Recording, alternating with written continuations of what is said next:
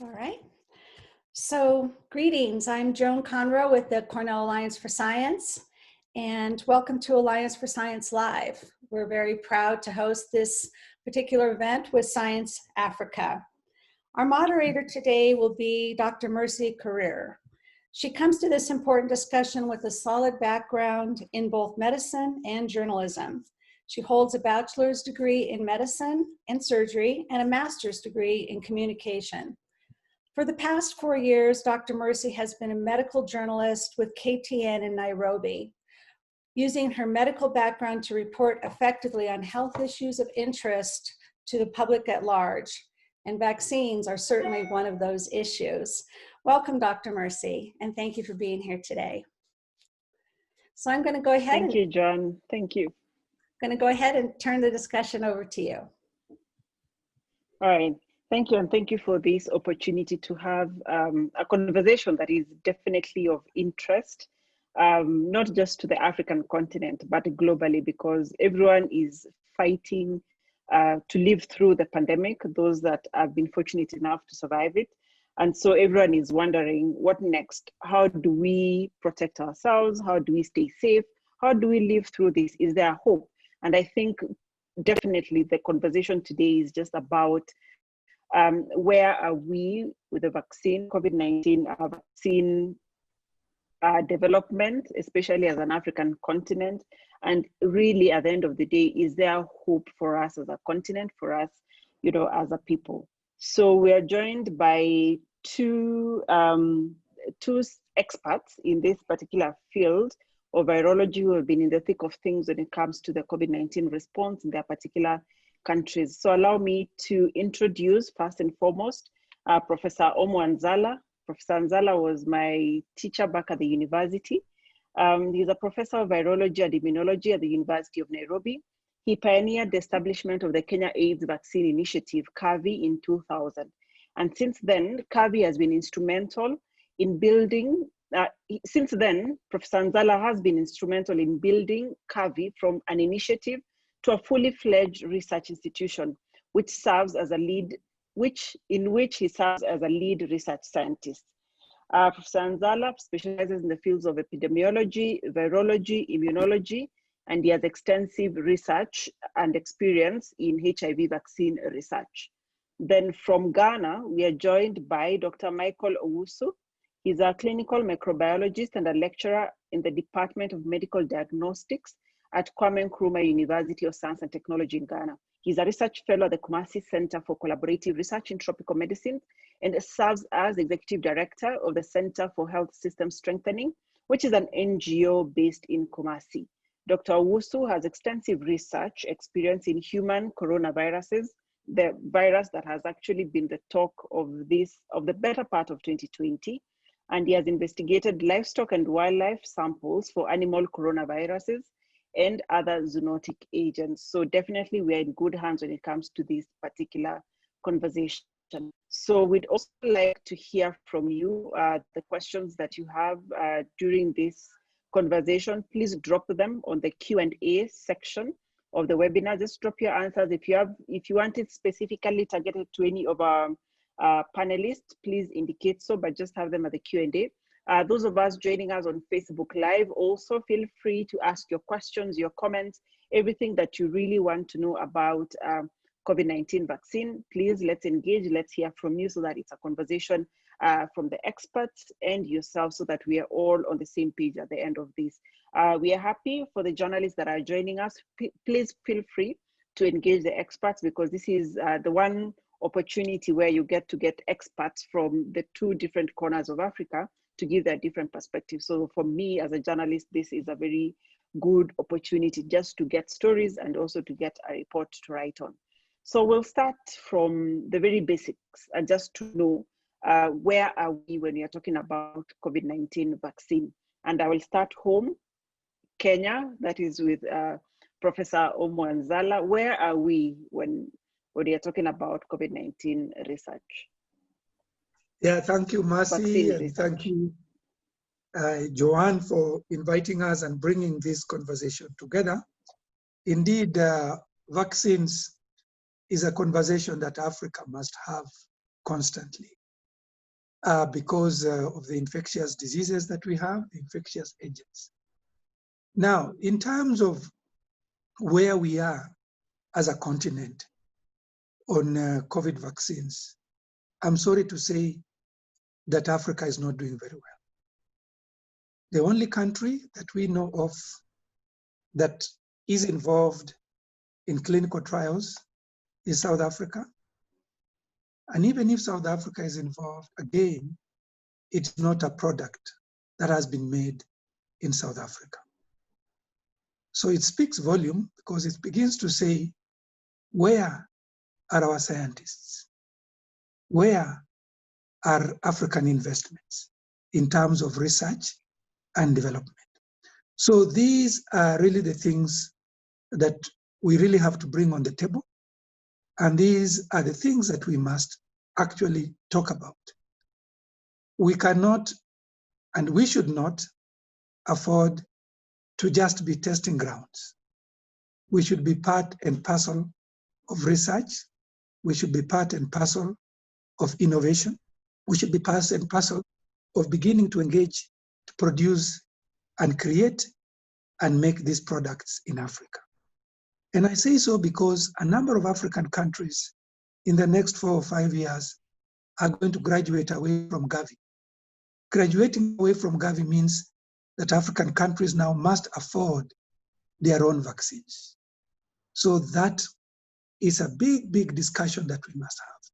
But as far as we are concerned with COVID and COVID vaccines, really the game changer in COVID or SARS-CoV-2 COVID outbreak will be an effective and safe and efficacious COVID vaccine.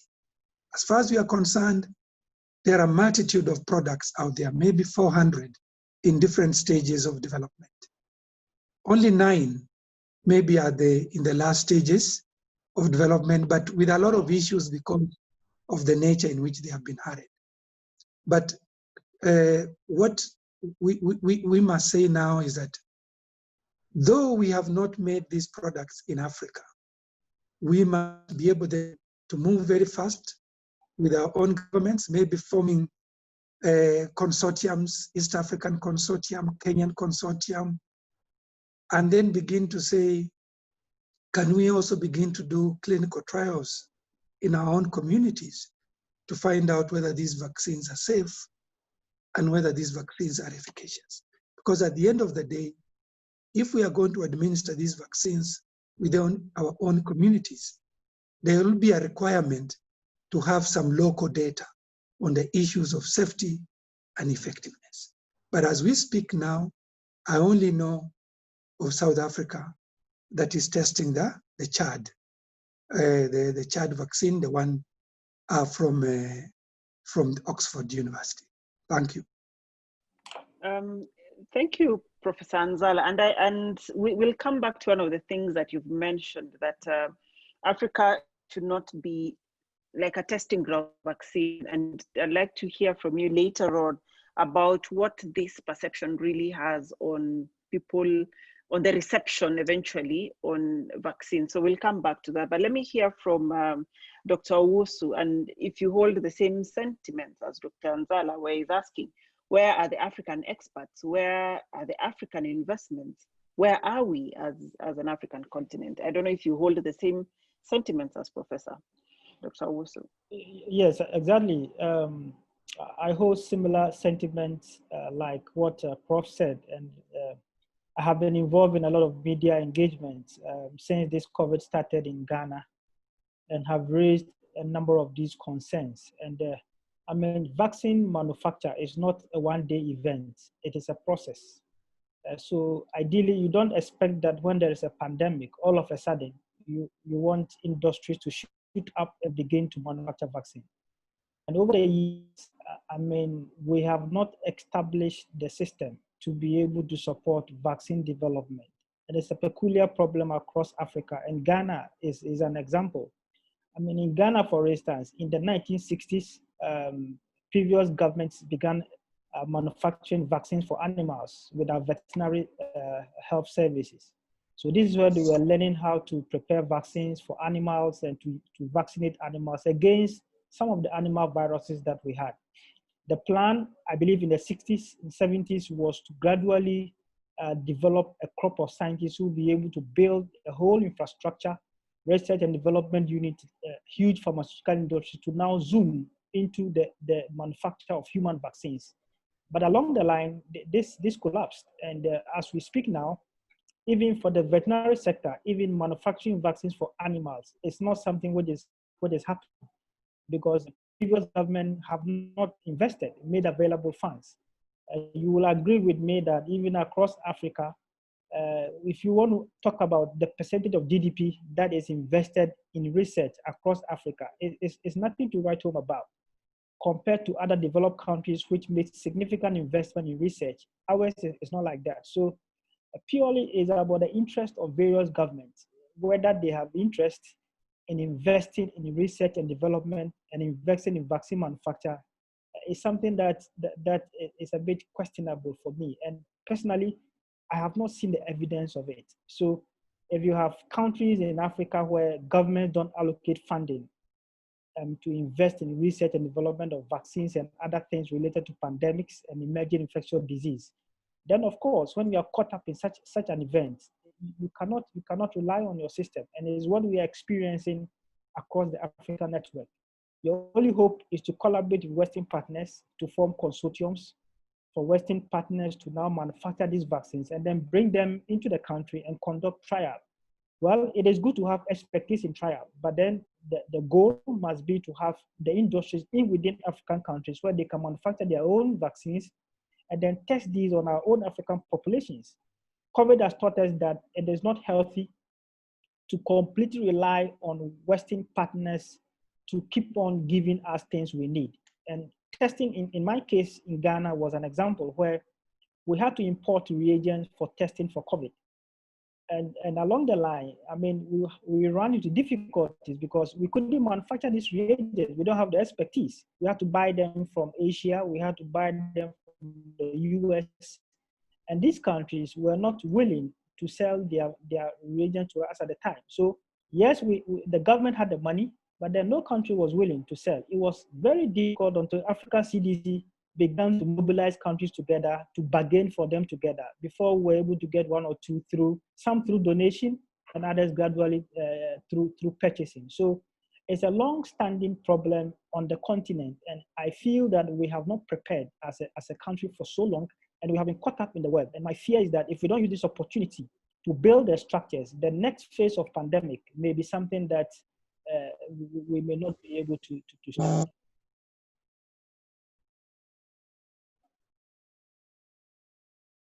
What you're saying about Ghana's experiences with reagents and testing for the vaccine is a story of almost all other African countries where they ran into headwinds when they are trying to look for, testing materials and reagents to continue containing the vaccine as much as possible. So when the supply chain was disrupted, obviously we were affected. And Ghana's story is a story of all other African countries.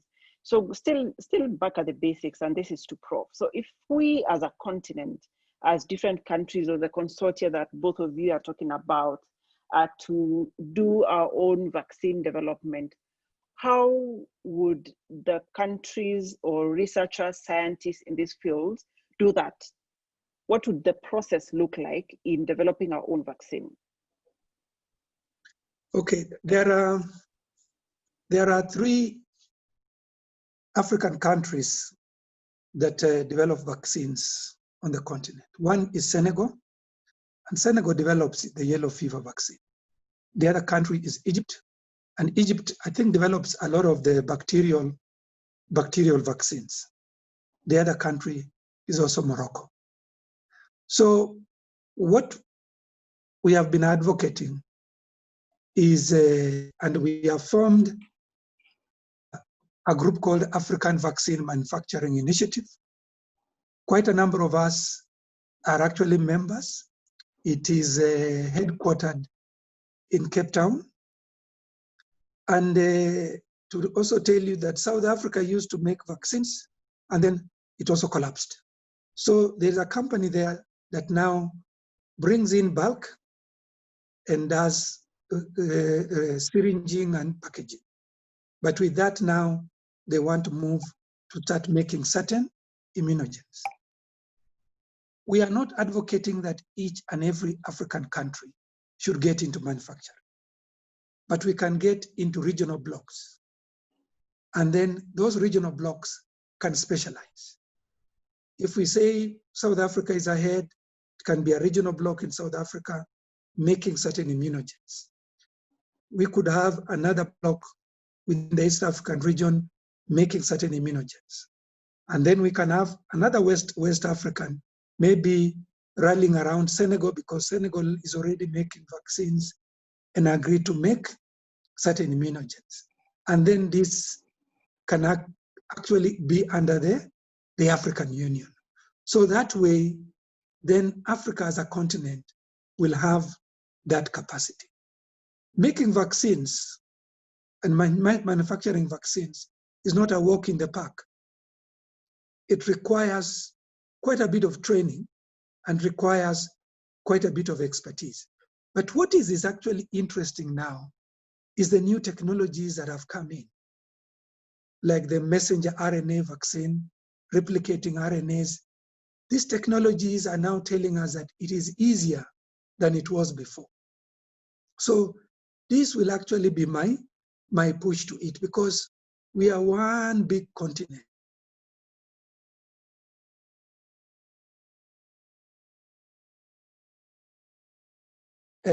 Duplicating in every region. And this is exactly what we are advocating for. And this can actually be achieved. Even the issues of diagnostics. COVID has taught us that really we had a problem with diagnostics. And we are going to still have a problem with diagnostics. We should be able to think actually in the same manner. Form these regional blocks, whether we are going to use the same economic regional blocks that have in Africa, but under the African Union, I think this can be done. Thank you. Okay, Prof, at least you've given some hope there that if we have at least 3 African countries, that's a good start. And I think probably the quality as you talk about might be the answer to it. So to Dr. Owusu, when we are looking specifically at this coronaviruses and now the SARS-CoV-2 causing COVID-19, how would the development of a vaccine for this be like in terms of who would be involved and why would they be involved in that particular process? Just even from the experts and even the people actually taking part in the clinical trial. Just give us an idea of how this is done. Yeah, so I like the idea shared by Prof, looking at regional blocks and trying to gather support through the African Union and of course through the African CDC, which has played quite an important role as far as this vaccine, this COVID issue is concerned. So I think that in the long run, having regional blocks develop structures and systems to be able to manufacture these vaccines is the way to go.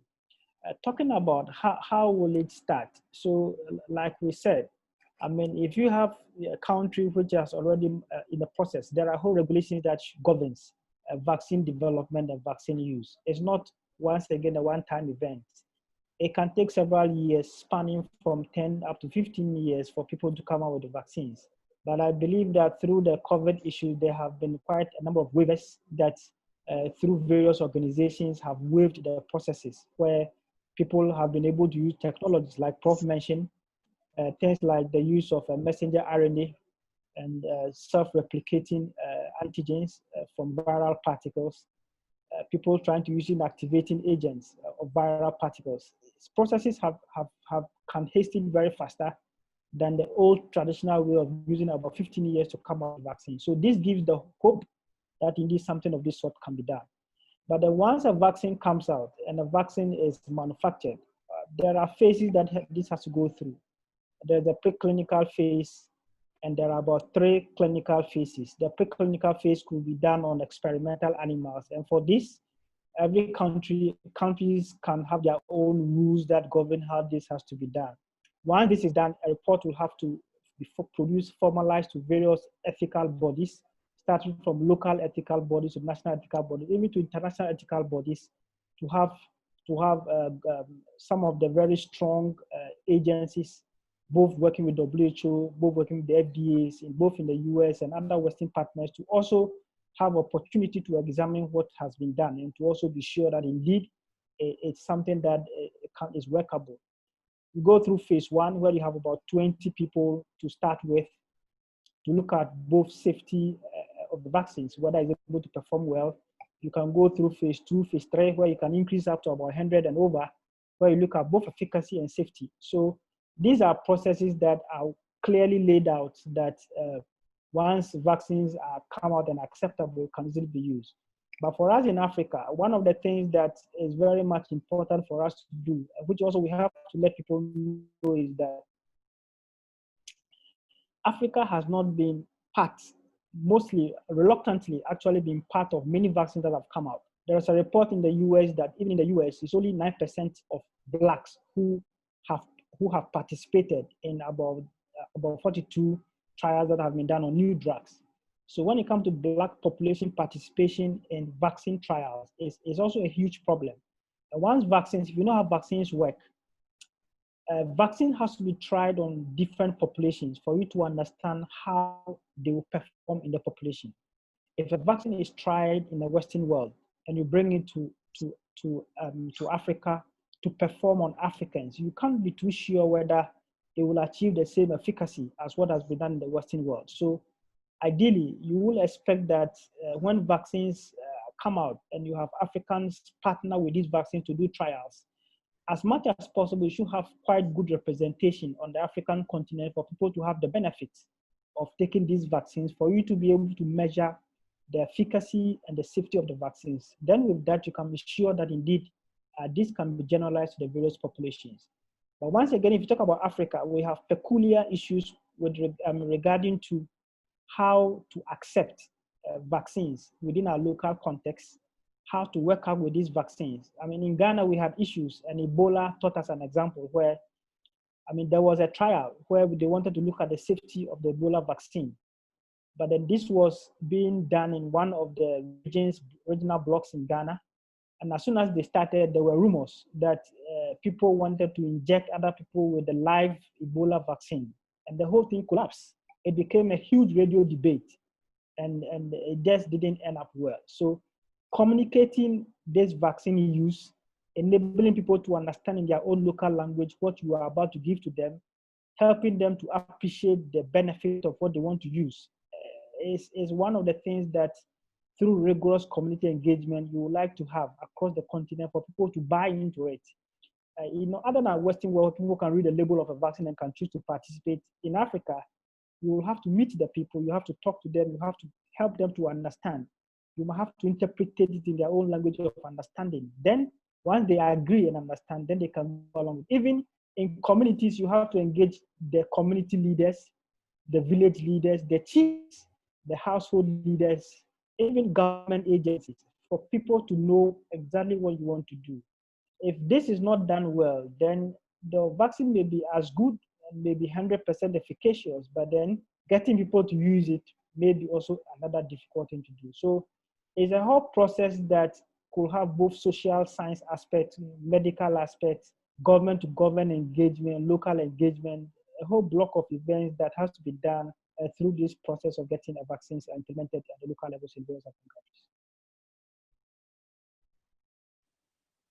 Thank you, Dr. Owusu, for that really end-to-end explanation of how these vaccines would be developed. And I think you've just summarized it well, the government to government, medical and social science. And this is what I was saying. I would ask Prof later on about Africa being seen as a testing ground, or is a testing ground for vaccine or vaccines that are being developed. Is this the case all the time? And is this the case with COVID-19 vaccine specifically?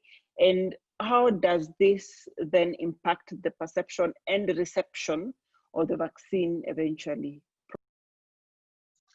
Yeah, thank you. I couldn't agree more with what Michael said. Michael, just to let you know that I was in that conversation of the Ebola vaccine. I was in Ghana several times when your researchers were saying they don't want to hear anything about Ebola vaccine. What I should say is that we eventually tested the Ebola vaccine here in Nairobi.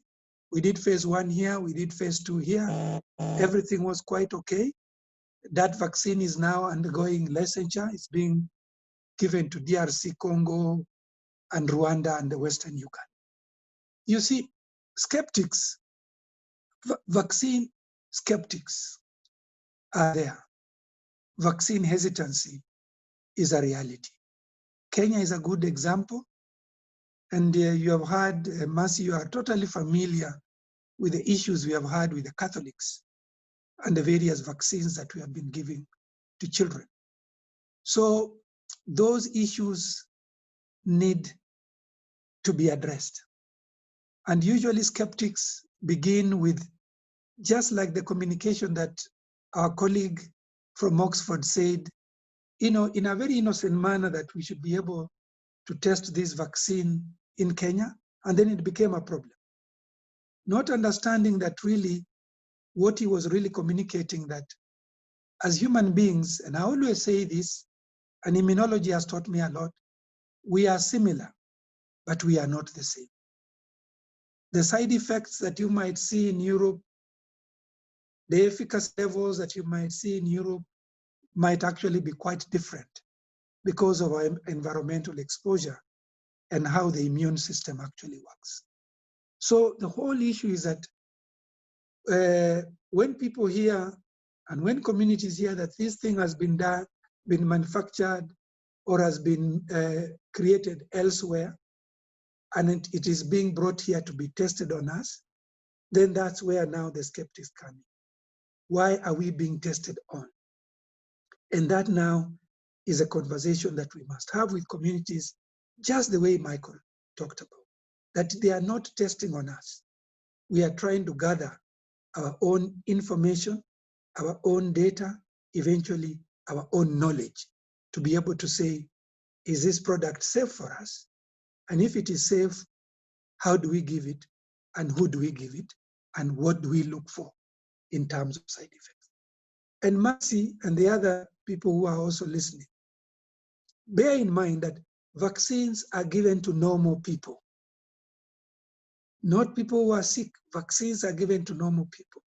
So a vaccine, when it is given, should cause minimal harm to that individual who is receiving that particular vaccine. And hence, that's why vaccines have a very enhanced efficacy level.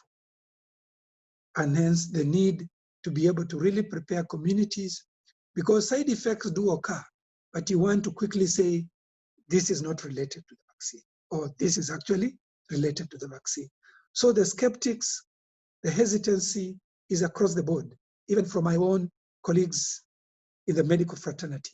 But it is all ill-informed because of the way the nature is saying, oh, was made there and it is being tested here. So those are the things that we need to deal with from a very low level, community level, all the way to policy, so that we can be able to introduce these products without any hesitancy. Thank you. Still keeping on the issue of safety of vaccines, what would be the bare minimums then to say that this COVID-19 vaccine candidate is safe to go into clinical trials, or is safe to continue in trials? What would be those bare minimums of safety, Prof? We have certain criteria. We normally, when we begin to look at safety issues, we talk of mild, we talk of moderate, and we talk of severe. And you are looking at this throughout the population of the individuals who have actually been given the vaccines.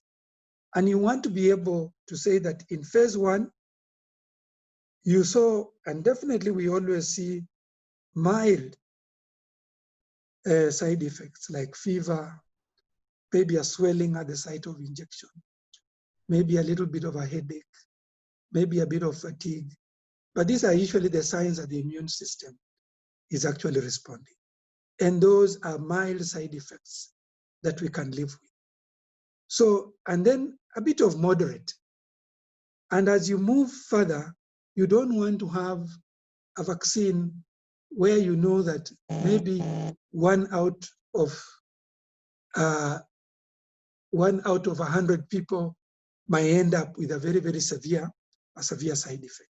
So really what we want to concentrate on is that in phase 1 and phase 2 extended safety, and then eventually even in phase 3 where we are looking at efficacy, we always do extended safety, that the side effects we have among the vaccinees has actually just hovered around mild to moderate, meaning that whatever side effects that these vaccines cause are side effects that we can live with. The truth is that the benefit outweighs the risk. Thank you. Thanks, Prof. Thanks, Prof, for that explanation.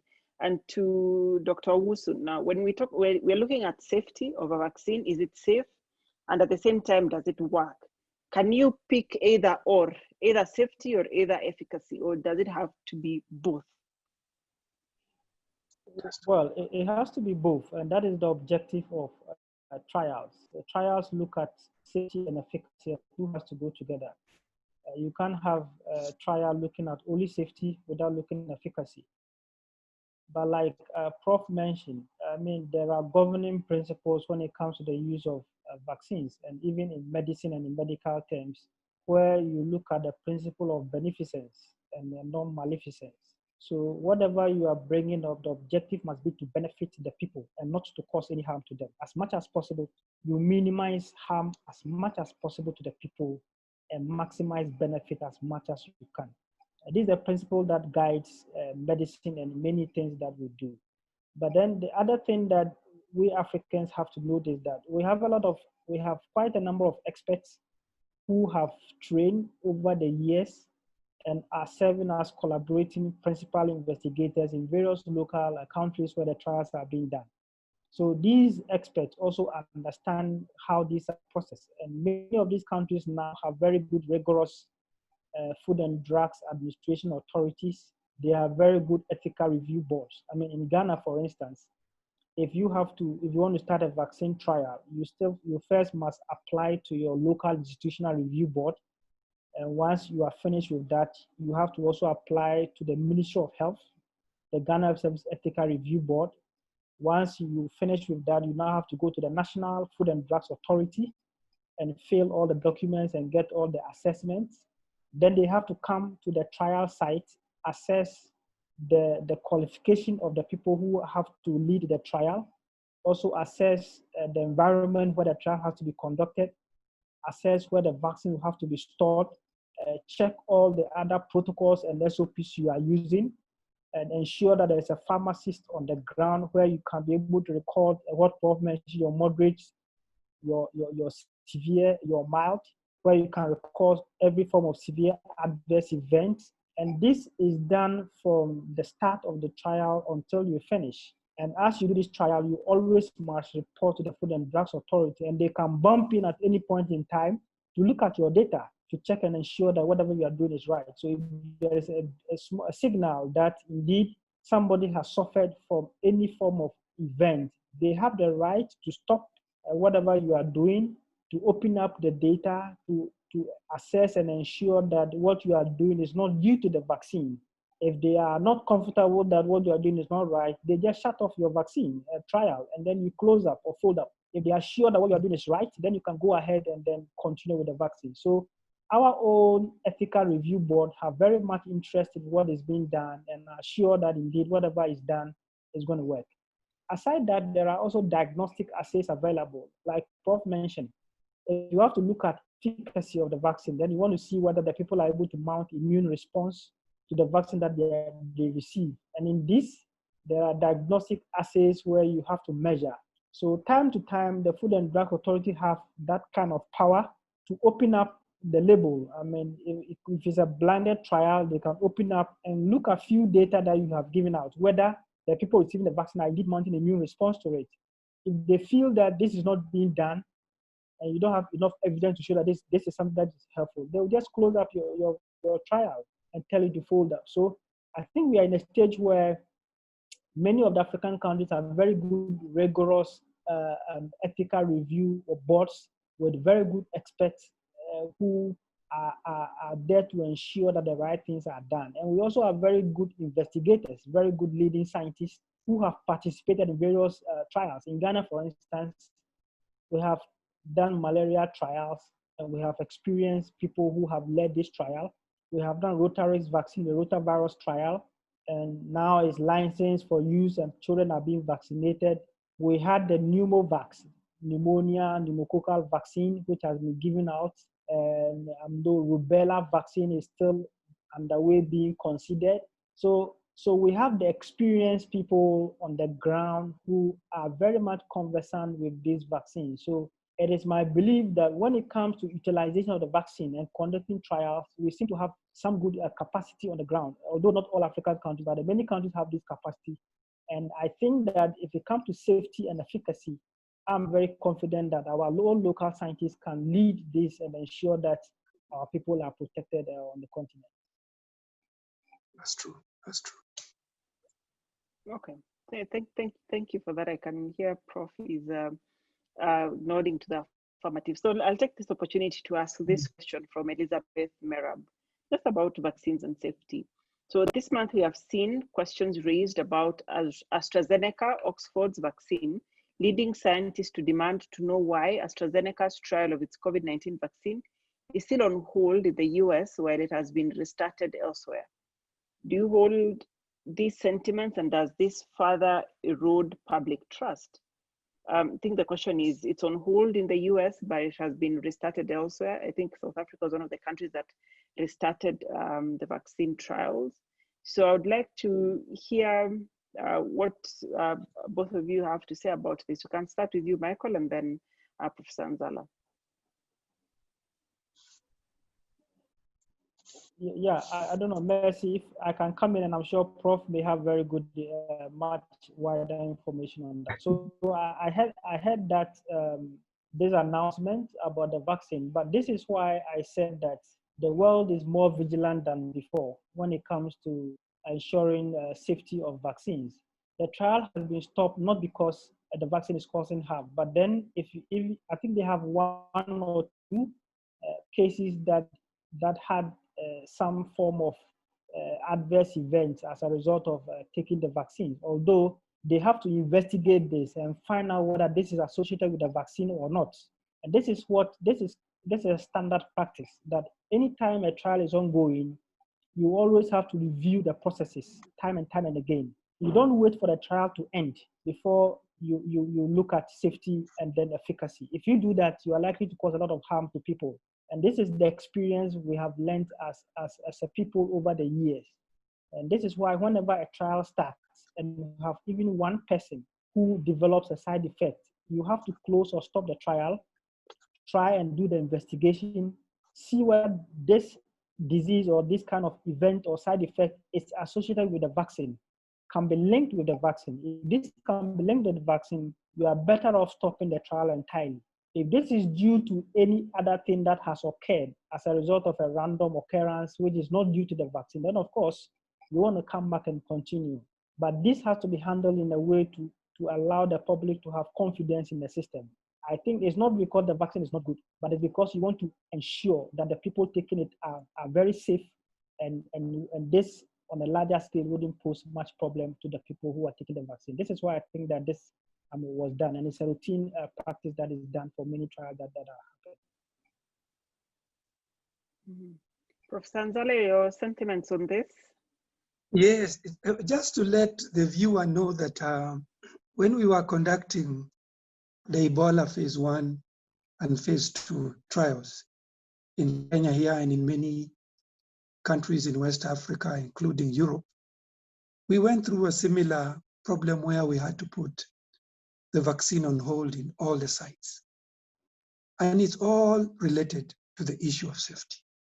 Anytime there's a severe adverse event, we use words like possibly related, probably related, likely, unlikely. And if it's a severe event, take for example, you are participating in a vaccine trial, and God forbid, you get into an accident and die. Death is a very, very severe outcome in any clinical trial. Immediately, that trial will be put on hold till investigations are done. And this is just to let the viewers know that is how stringent. Somebody might say, oh, but it is a road traffic accident. Yes, but is there any likelihood that the product that was given could have been the result of that accident? So that's the stringency in which vaccine trials are done. And when a vaccine is put on hold, it is a good thing because it shows you that the Data Safety Monitoring Board is reviewing this data unblinded, and they have seen a problem, and they are telling you, stop a while, investigations are done. And since these trials are multi-site, and in many countries, each country is seen as a unit, just the way Michael said. So once the investigations are done and the go-ahead is given, each country will again assess that information and give their site authority to initiate. So the investigators in Europe have also already initiated the process. The investigators in North America will also do the same, because each country, although it's multi-center, but each country is looked at as a unit. So for us, putting a vaccine on hold is not a bad thing. It's just ensuring that the product is completely safe before we subject it to additional volunteers. So for me, I'm not worried. The whole issue is that every time there's a stoppage, your local IRB is informed, your local regulator is informed. Once the data comes in that, oh, it was not related to the vaccine, that information is again given to the regulators. They must look at that dossier again and individually, independent of what Ghana may have said, independent of what they say, we are sufficiently appraised that indeed the side effect was not caused by the vaccine. We now give authority to our local investigators to go ahead. That's how things are done. Is it just who was lost, Prof. Sanzala, or everyone else? No, we could hear him all right. Maybe you just lost him, yeah. Prof, my apologies for that. I don't know what happened. No problem. We're all having internet problems these days. So. My apologies for that. So, okay, thanks. Somewhere. We were able to hear Professor Nzala's response, though, so that came through loud and clear. Yeah.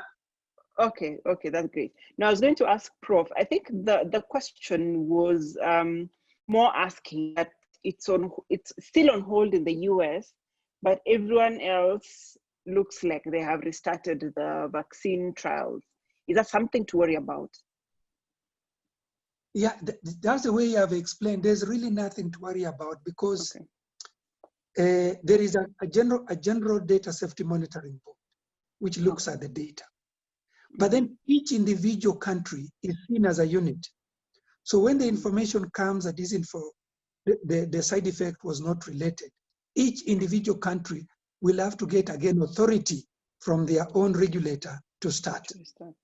So the US maybe just looking at the dossier, eventually they will start. Okay, all right, good.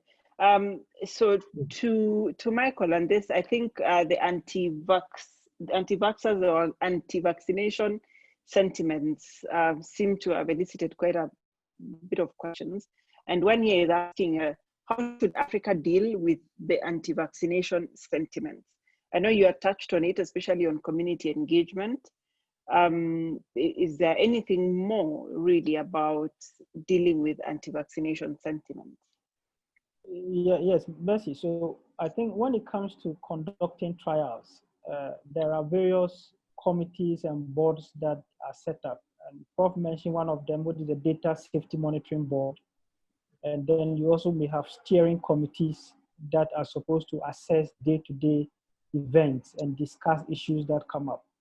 One of the things I've learned over my years of research is that it is good to make the local authorities, one of them, especially those who have strong influence, a part of some of the monitoring boards and steering committees that comes along with implementation of this vaccine, so that you don't just leave this to academics or people who are so learned who can understand all the medical jargons in what you are doing.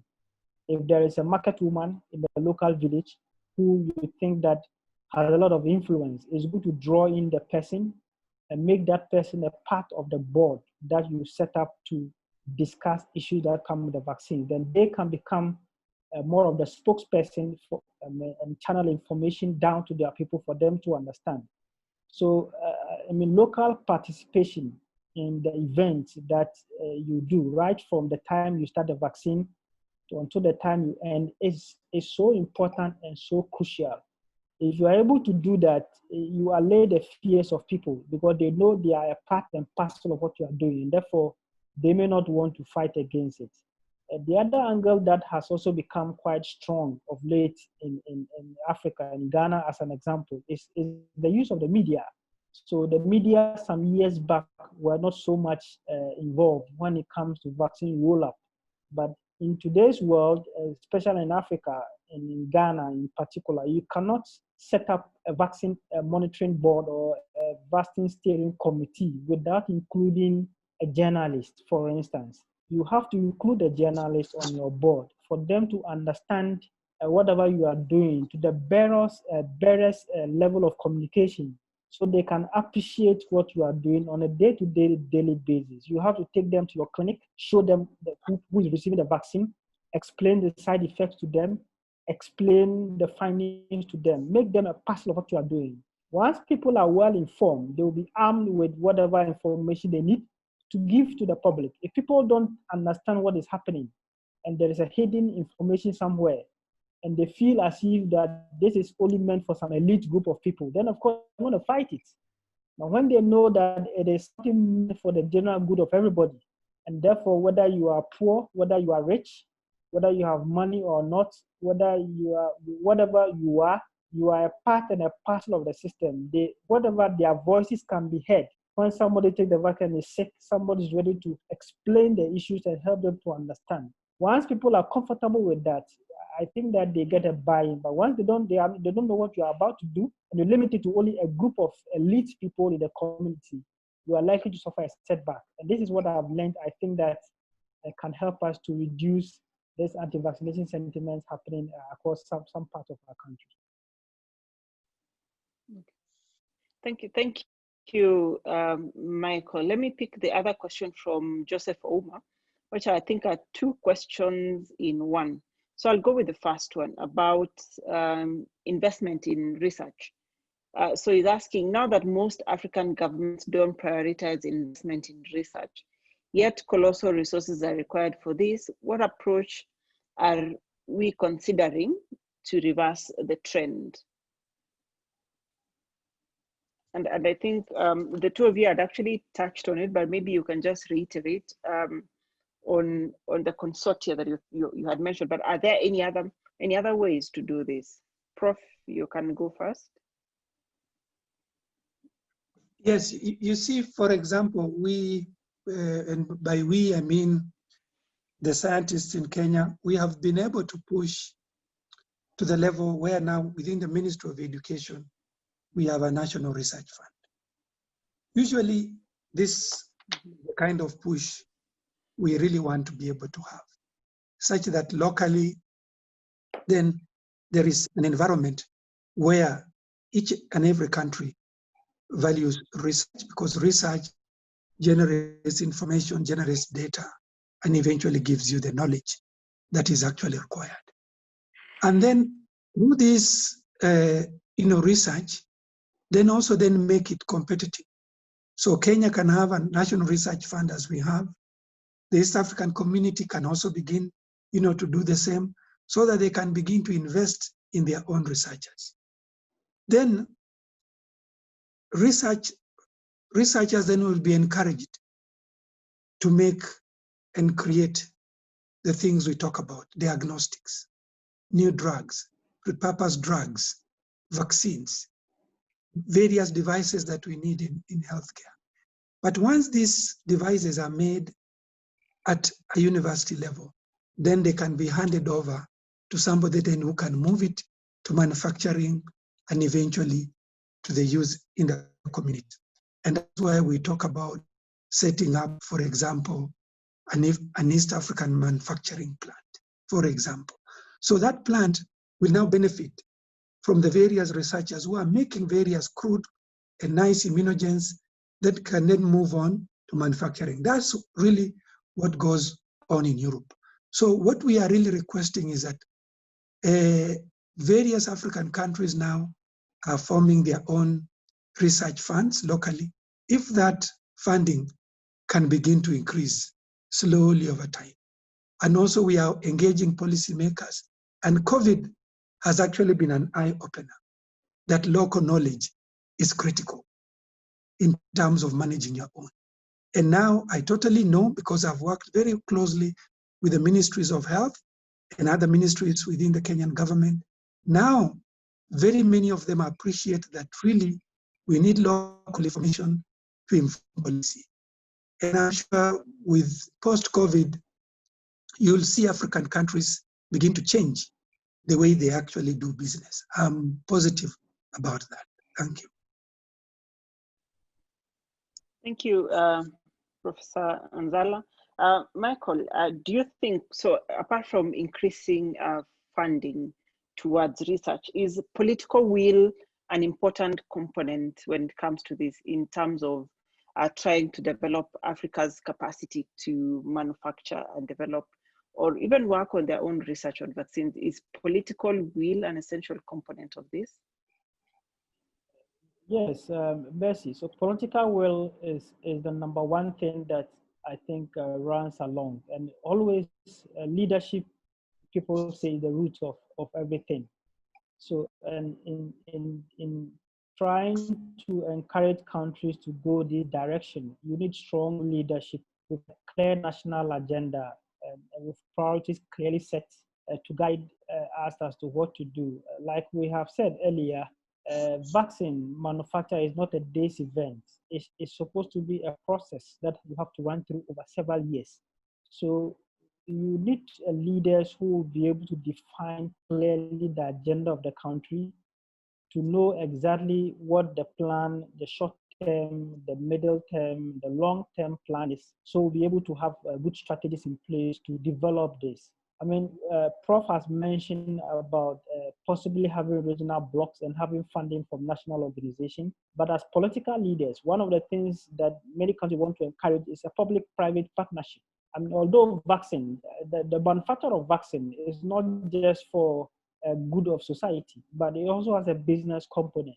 Like we are mentioning of the many huge pharmaceutical industry. These are giant companies with huge investments, mostly from the private sector, who may come out with link up with scientists from public institutions and academic institutions, manufacture these vaccines, and then come out with this to help the general good of people. So it's time that we also look at how well the private sector can collaborate with government and public institutions to be able to help African governments to fund these research. I think is one of the things that is heavily lacking in many of the African countries. I mean, in many Western countries, for instance, the private industries have good structures, very good research and development tracks where they can sponsor young scientists, develop them, nurture them to grow. And eventually they become top giants in this vaccine and pharmaceutical industry. We don't seem to see that a lot in Africa. We have left a lot of the things for the political leaders to decide. But I think that if the private sector can come on board and also support government's agenda, I think that is going to lead to a change in the way things go on in our various countries. Thank you, Michael. And tying in just what you've mentioned about private sector, public-private partnerships, I'll go back to the question that Elizabeth Merab had asked. And she's further clarified or asked further about AstraZeneca, that it has been accused of not being so transparent with what happened to the participant, the event that led to the temporary hold up in the vaccine trials. So a question is, and I think is how AstraZeneca handled the issues around this patient and what happened to this patient really affecting how people are viewing the progress of this particular vaccine. That I think the question is AstraZeneca hiding something because they have not really fully disclosed what happened to the patient? Is there something being hidden? And therefore putting into question any public-private partnership that may be, they may have had, Prof. You see, the question and the idea that we are now trying to develop here, this is the process that leads to rumors. The question is that what is a vaccine and where was it developed? There is no way AstraZeneca is going to hide anything because there's a free and credible data safety monitoring board. I've been involved in vaccine trials for over 20 years. Side effects do occur. Investigations are done, and some take even a year to go through the investigation. And by that time, the trial maybe is on hold 6-7 months. We have seen those kind of things do happen. So let us not split hairs on just that one particular event. Let us look at the bigger picture. Okay? Let us look at the bigger picture. The information on that one particular patient will come out. But realize that also when we are doing vaccines, we deal with volunteers in a very confidential manner. We don't disclose the identity. We don't disclose anything about them because that is part of what is required in clinical trials. So let us not split hairs. Let's just be patient. There is nothing you can hide these days. And if that vaccine is going to move to phase 3 and eventually need to be licensed, that dossier will have to come out because you cannot license a vaccine without complete presentation from the design to small animal, to large animal, to clinical trials in animal, to dossier, how you moved from animal studies to human, phase 1 in human, phase 2 in human, phase 2B, then the clinical trials in phase 3, efficacy and extended safety. All that dossier will have to be put on the table for scrutiny. And they can even go back to the sites to actually look at what we call source documents. So personally, I'm not really worried. And I'll also tell the audience not to split hairs because certainly there's nothing that will be hidden. Eventually that vaccine, before it is administered as a vaccine, it will have to be licensed. Mm-hmm. In many countries, not just Europe or North America, many, many countries, and each country will demand full disclosure of all the data, mm-hmm. from the way I've said, from animal all the way to phase 3. Thank you. Phase 3.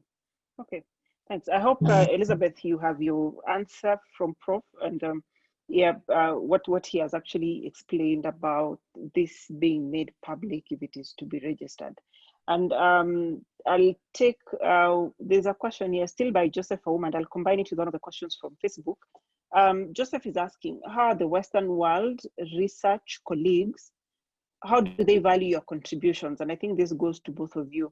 And from Facebook, I think we can combine this. Have Western influences tainted Africans' opinions of vaccines? And if so, will that be a problem until Africa can develop its own vaccine? So I think both of you independently as researchers, how do the Western colleagues value or see your contributions in research? We can start with Dr. Owusu, then Professor Nzala. Yeah, Mercy. So African scientists have collaborated very well with a lot of Western partners. And you bear with me that a lot of Western organizations have supported African countries in developing their research and capacity, and also even their ethical review board. I know that organizations like European Development Clinical Trials Partnership has funded some regional blocks in Africa and have trained people to strengthen their ethical review boards and ensure that they have principal investigators who have wide experience.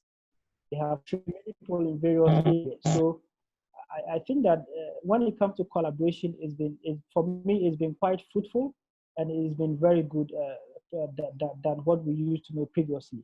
But sometimes I know people look at experiences Africa has had, and not only Africa, other countries have had in the dark ages, where many vaccines which were tried some years back at the blind side of the participant, talking about the Tuskegee era, with some syphilis vaccines that were tried some years back, where the world didn't have a very harmonized protocol of how things have to be done.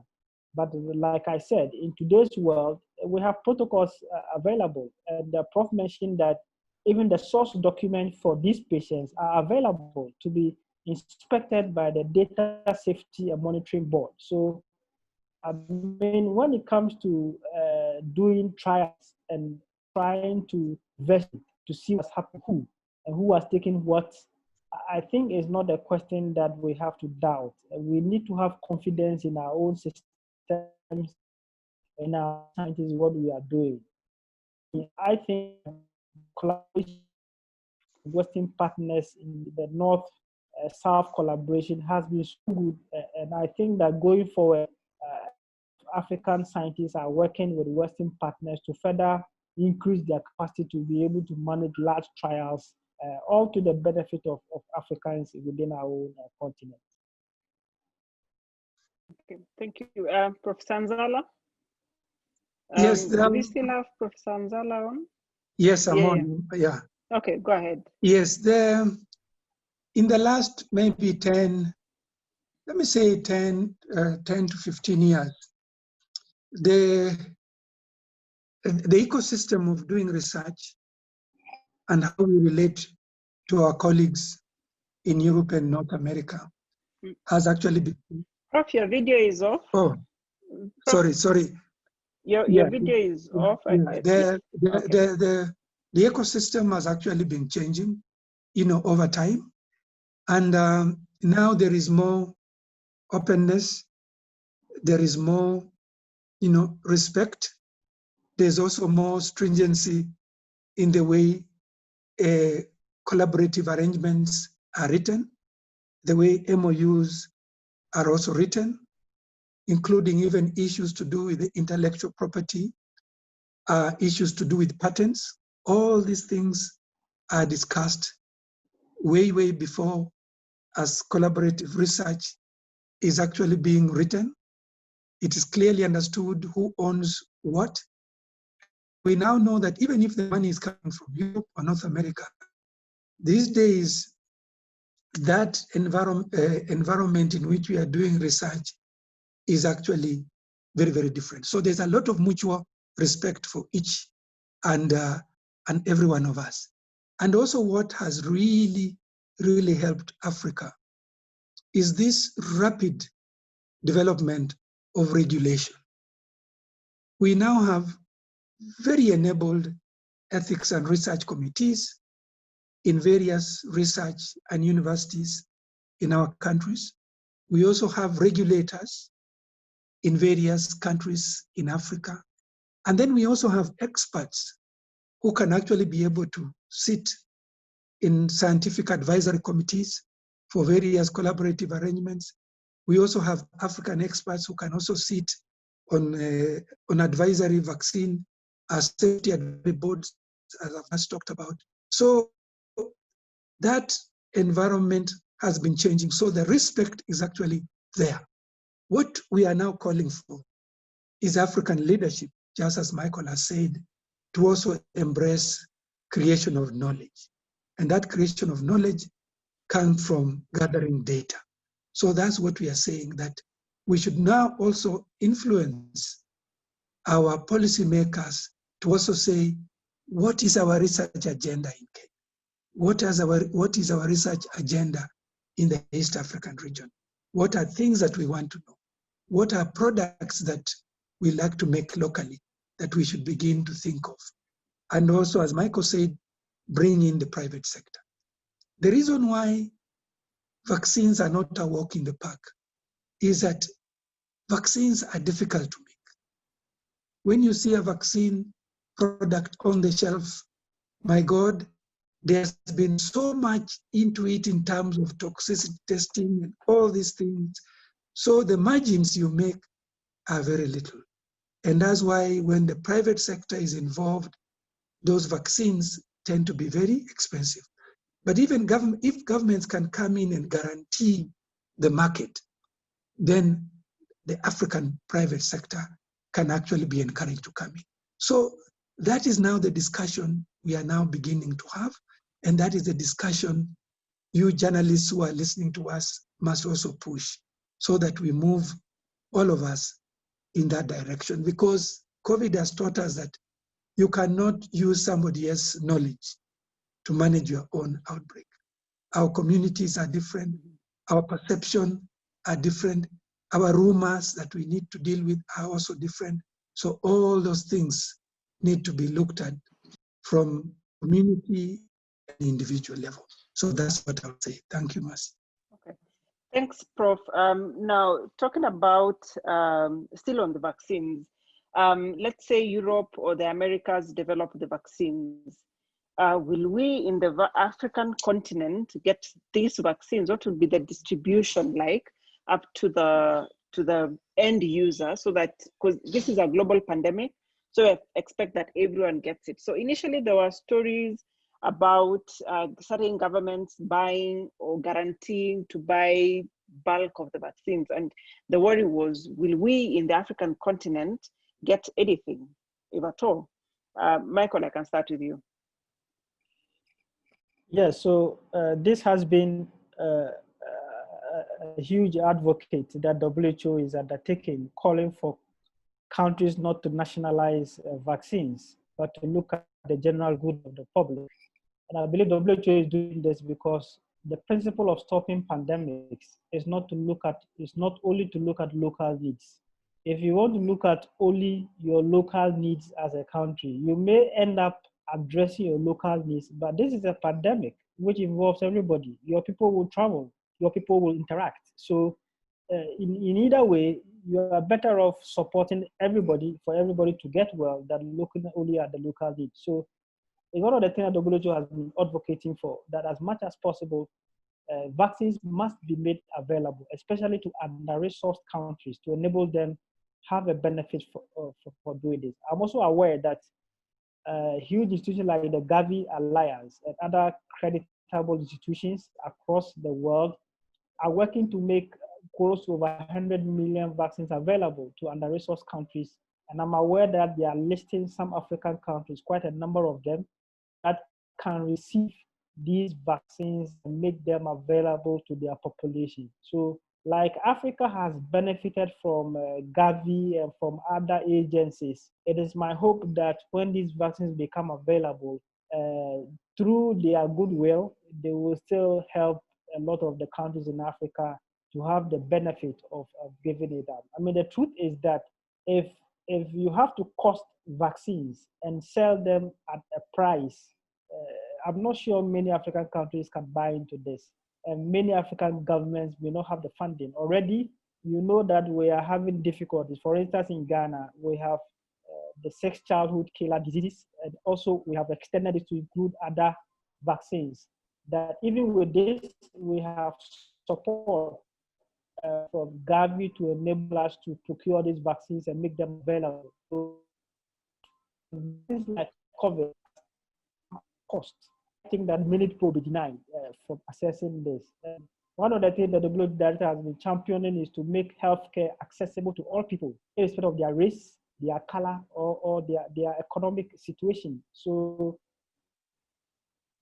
I think this principle, every country and every nation and everybody, wherever they are, must seek the overall interest of all of us to ensure that the world is put at the same level when it comes to accessing healthcare and for getting access to vaccines to enable everybody to become stronger and for us to build a healthy world. Mm-hmm. Mm-hmm. Okay, Prof, your comments on that, vaccine distribution? Yes, through CDC Africa, African Union has formed what they call the COVID African Consortium. And really the purpose of this consortium is resource mobilization. These vaccines are not going to come free.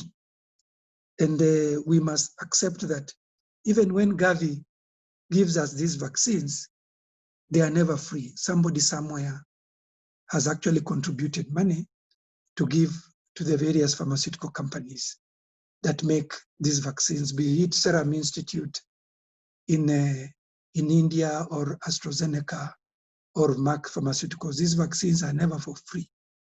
So the UN, the African Union Consortium is involved in resource mobilization.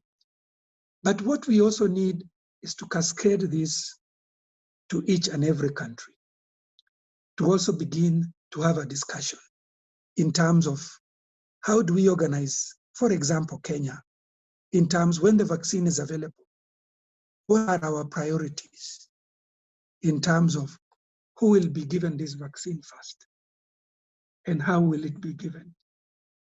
We must also begin to discuss what type of vaccine are we talking about? Because we just hear about COVID vaccine, but we have about 9 or 8 candidates that are coming through.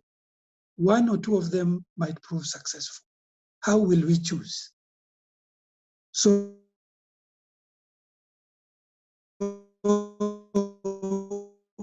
we must begin to have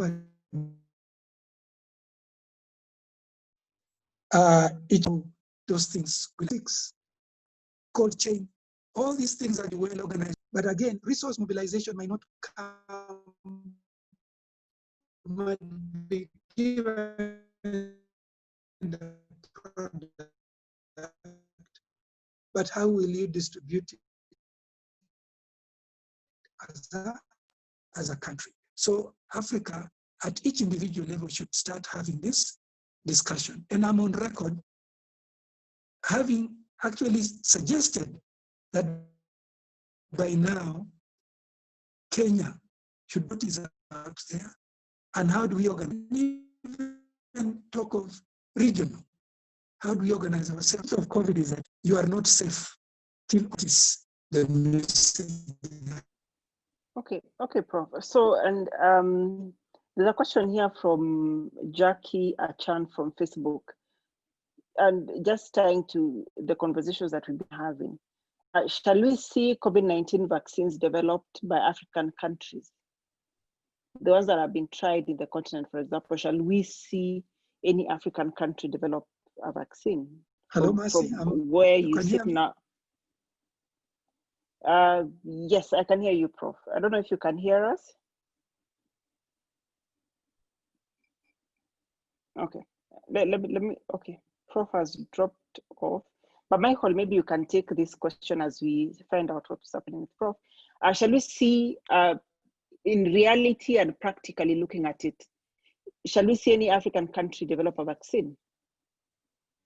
Yes, I think Prof has mentioned this, that there are 3 countries that already have good infrastructure that are in the process of doing this. He mentioned Senegal, Egypt, and Morocco. I'm aware that Egypt has a vaccine in the preclinical phase from the last list I saw issue, which is quite encouraging for me. So I think there is hope in some of these countries, and gradually we will get to a point where we may have vaccines manufactured by some African countries for African use. It's possible we'll get there very soon. Okay. And this question from Francis Onguko. there have been a lot of political and even religious misconceptions regarding COVID-19. Some African countries being deemed as faking corona results, making it difficult for some people to heed prevention measures. How is the science world working out to sell credibility of the pandemic to the world? And I think we've seen this where, you know, some African countries did not even test, said, you know, this thing does not even exist, while other countries are saying it's here, other people are saying it's all, as there've been all manner of disinformation and misinformation of COVID. So how is the science world selling the credibility of the pandemic, Prof. Sanzala?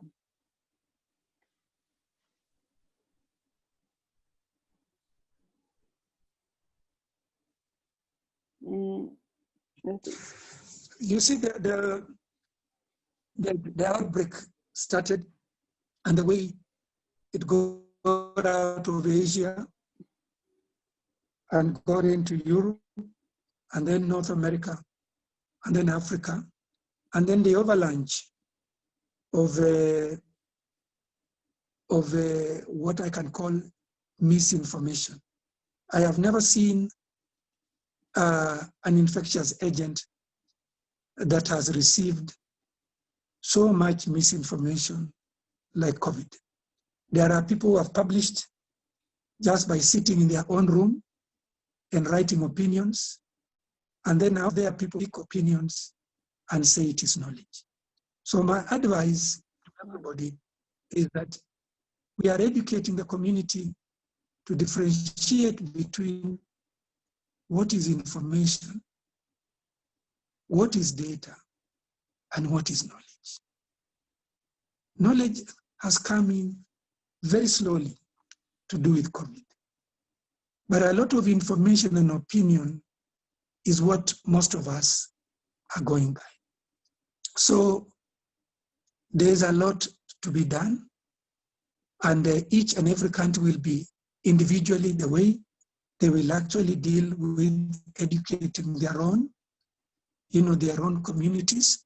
For example, for us in Kenya, because I sit on the National Task Force, what we initiated and what is going on is that we report on COVID every day. Mercy can actually agree with me. We report on COVID every single day. So to us, that has been a clear indication that the policymakers, the government, and all the healthcare workers and everybody else, communities that are involved, are praised on a daily basis. And that information comes from none other than the ministries of health. So to me, that way then, we are telling everybody within the Kenyan environment that if you want information to do with COVID, go to the Ministry of Health. So that's where the buck stops. And I think from our own understanding, we have not had a major problem. Although they say we are not testing enough, I totally agree for Kenya. But the truth of the matter, we shall never test enough. But our ability to convey and communicate that information is critical. And also the ability to cascade from the ministry to the counties was another plus in terms of informing the community COVID is a killer and COVID is a problem.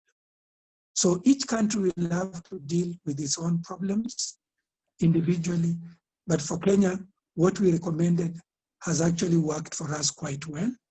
And now we see also data from the counties coming in, and that data is communicated on a regular basis. And you can even go to the Ministry of Health website and see all the advisories and see all the modeling data that we have done and how we did the modeling, how the assumptions were done. So this is what really is informing that openness. Thank you. Okay. Thanks, Prof, for that Kenyan example. And I think our Kenyan colleagues who are in the webinar can be able to relate with what you're saying. So I have two more questions as we wind up this conversation. And one of them here on our Q&A from Twahirwa. What impact do you hope the new vaccine will have on COVID-19 incidence in Africa? I can start with you, Michael, and then Prof. Yeah, so in terms of the impact that the vaccine will have on the incidence of COVID-19, of course, I mean, if you have studied viruses, you will understand that it's difficult to manufacture drugs or have medicines that can cure viruses completely. And especially talking about respiratory viruses. Most of the times, they are self-limiting. So they come in and then by themselves, they go based on people's immune system, they're able to get rid of them. It is unfortunate that the SARS-2 virus was very more aggressive and was able to cause a lot of damage and cause deaths.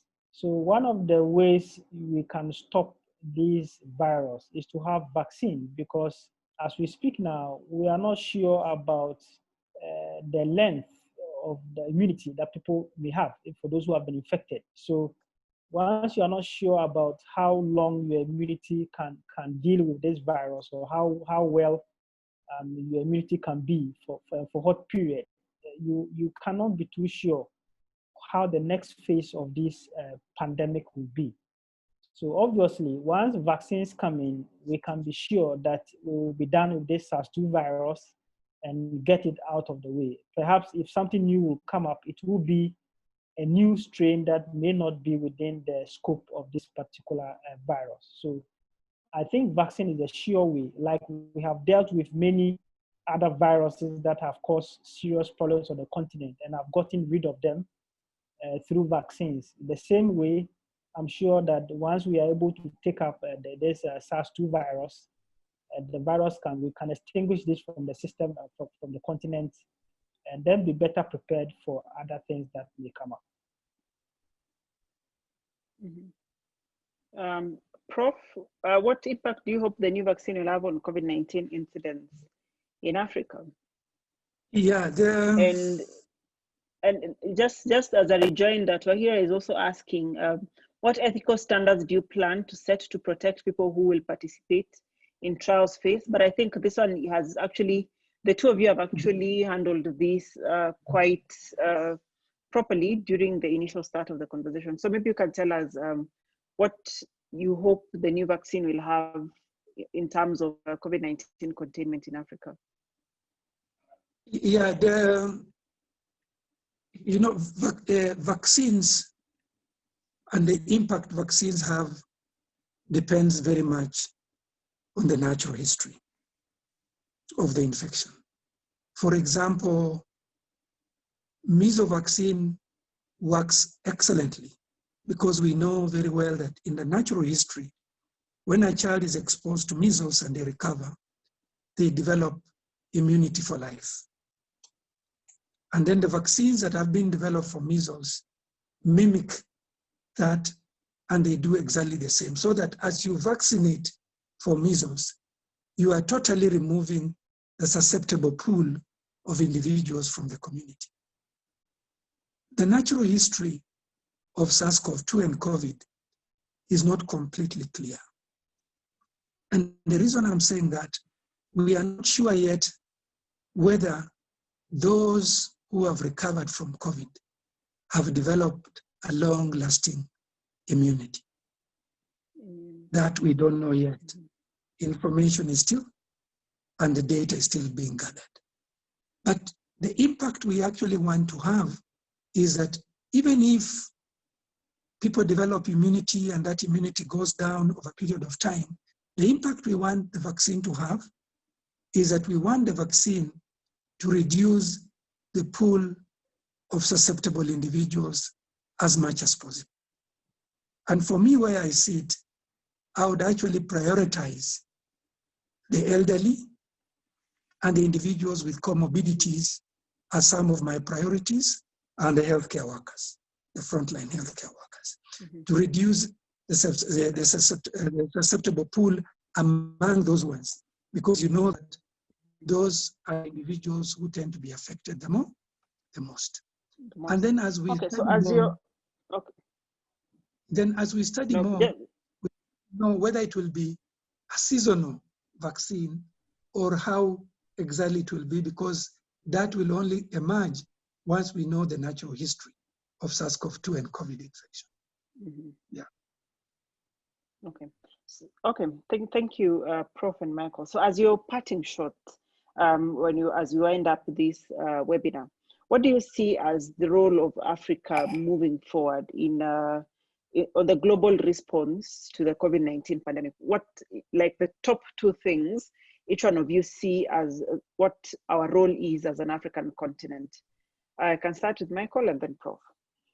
Well, the first will be for Africa to prioritize vaccine manufacture, not only vaccine, but research in the scheme of things that we do as a continent, as a country. We don't seem to get our priorities right, and we don't seem to put always health and then research, especially medical research, as a key on the agenda. So that is the first thing that I think we should do. The second thing is to collaborate. So the African countries must collaborate among ourselves and to ensure that we are able to tackle things that affect us as a people. Once we are collaborating on the regional blocks, we'll be able to tackle a lot of these things and then gradually deal with it. Mm-hmm. Professor Nzala?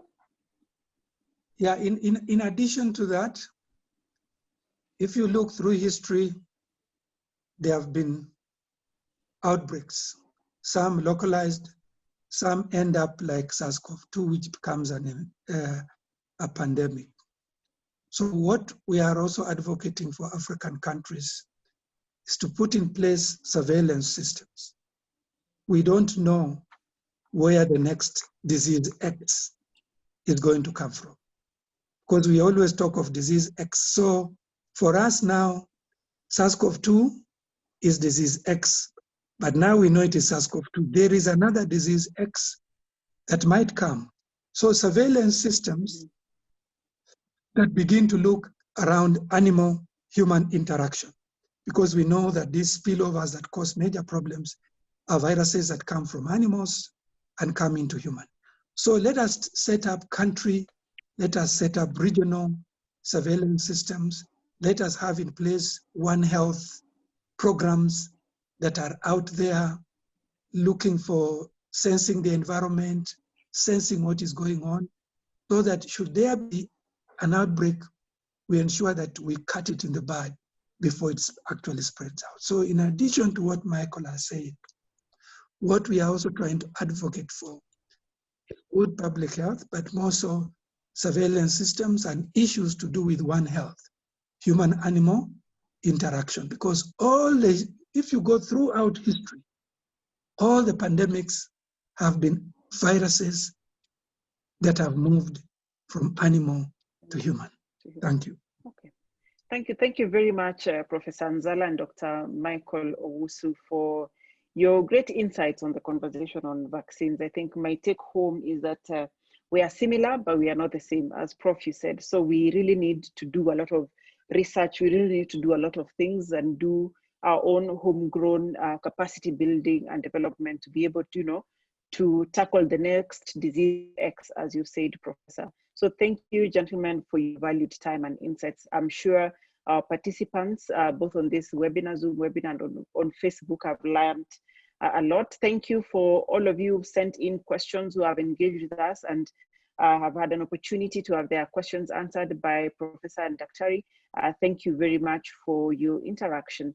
On this webinar has been Professor Nzala, who is a professor of virology and immunology at the University of Nairobi here in Kenya, and Dr. Michael Owusu, who is a clinical microbiologist and a lecturer in the Department of Medical Diagnostics at Nkrumah University of Science and Technology in Ghana. I've been your host and moderator for this webinar, Dr. Madhi Korir from Nairobi, Kenya. I hand you back to Joan Conroe. Thank you very much, Mercy, for conducting such an interesting interview with our panelists here. I know I learned a lot. And if anyone missed any part of this discussion, we'll have a recording of this webinar up on our Cornell Alliance for Science YouTube channel, probably tomorrow afternoon. You can check it out there. Coming up tomorrow will be a discussion on the genetically engineered chestnut tree and efforts to get that through the approval process. Then next week, we'll have a discussion on agroecology. What is it? So thank you all very much for joining us today. I really appreciate you taking the time. Thank you.